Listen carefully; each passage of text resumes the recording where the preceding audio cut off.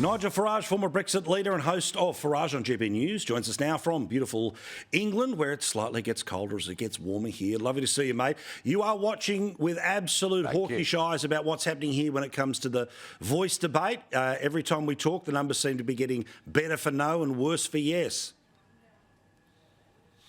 Yes, I was discussing this with one of your former Prime Ministers yesterday. This feels to me a bit like an Australian Brexit moment, because you've got the great and the good, the established mainstream media. Oh, let's not forget Qantas. Yes, Qantas, the campaigning group that flies a few aeroplanes with vote yes down the side of their planes. And it looks like what's happening is people are actually listening to the arguments and changing their minds. 6-9 months ago, the polls said about 2/3 of Australians would vote yes. Now they're listening to the arguments. Well, maybe that's down to about 40%. So this could be a real slap in the face for the metropolitan elites, especially in Melbourne and Sydney. And I'm watching on and I'm cheering.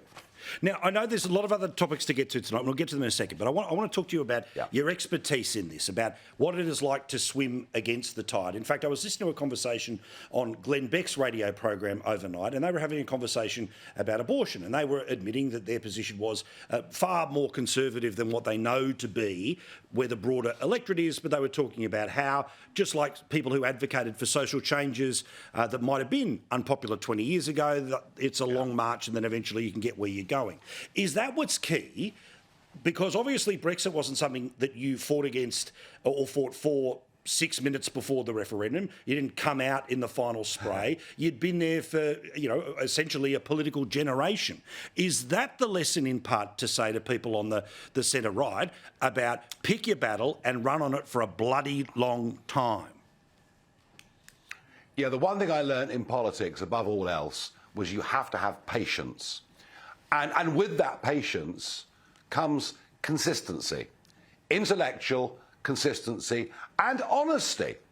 And one of the problems, and one of the things I think that we despise about this terrific growth of career politicians is they will tell you what they think you want to hear today rather than where they think the country might be better off in 5 or 10 or 15 years' time, and to encourage you to join them on the journey. It is the essential difference, I would say, between leadership and followership. And there are so many people in conservative movements, in all of our great English-speaking countries, who've just lost sight of that over the course of the last few years.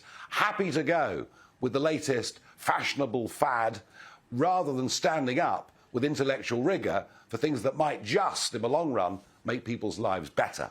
Well, there's probably a better analogy for this, and one that will play poorly on the clickbait of the internet, but I'll do it anyway. A little bit like fashion. Some things sort of come in and come out, and if you stick around for long enough, you get to be there for the first time and the second time. And a perfect example is about immigration and illegal immigration and boats, because, again, you've been on this for a long period of time, and the Conservative government that's been there and now is literally campaigning against itself in terms of how hard they're going to be and what they're going to do to turn around the boats, but it's consistently got worse.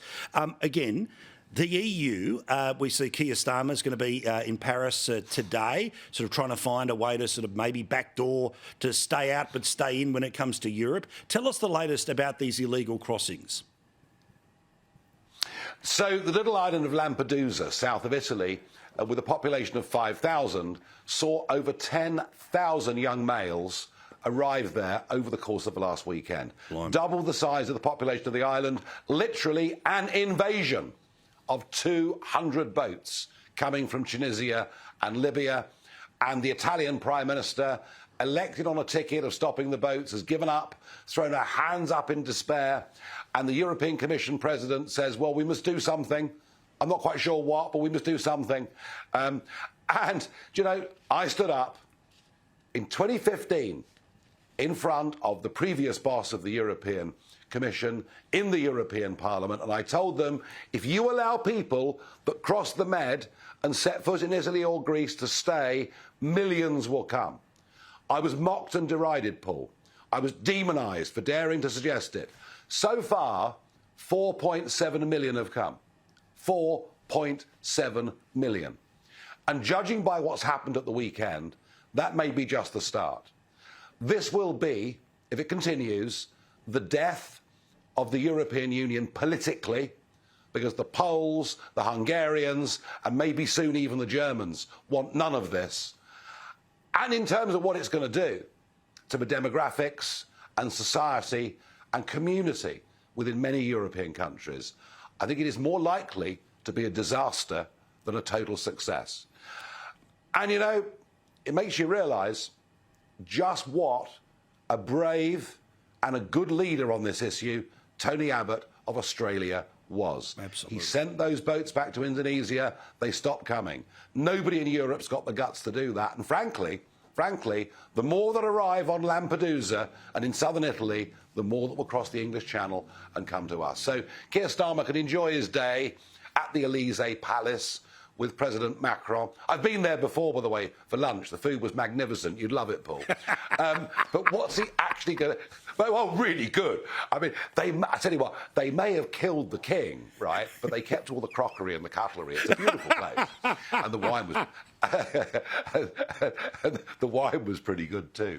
But you know, what's he going to achieve? How is doing a deal with Monsieur Macron on cross-channel migrants going to benefit us at all? And when he talks about, you know, a Labour government being closer to the European Union, well, they will demand that he signs straight back up for all the things that Brexit represented, which if Starmer was to promise to do, he'd lose all that northern vote. So I'm afraid that what happens in Europe has a profound effect upon us, whether we're members of the European Union or not, when it comes to migrants. But I promise you, we are heading into complete disaster here. Who is the lunatic who claims that when Macbeth, that the references in Macbeth to darkness somehow reinforce ideas of white supremacy? I thought darkness in that context meant depression. Yes, absolutely. But you've got to remember that the entirety of our language must be rewritten. Gosh. Words have to have new and different meanings. And everything George Orwell wrote about in the 40s, is literally coming true. But it's so mad, it's so stupid, it's so crazy that I do genuinely think within the next couple of years the pendulum will swing back the other way. It's just woke madness. It's rubbish. Thank you, Nigel. Lovely to talk to you. We'll see your stuff on GB News. You can see it on YouTube. Get the podcast and get it here on Flash as well. Thank you, mate.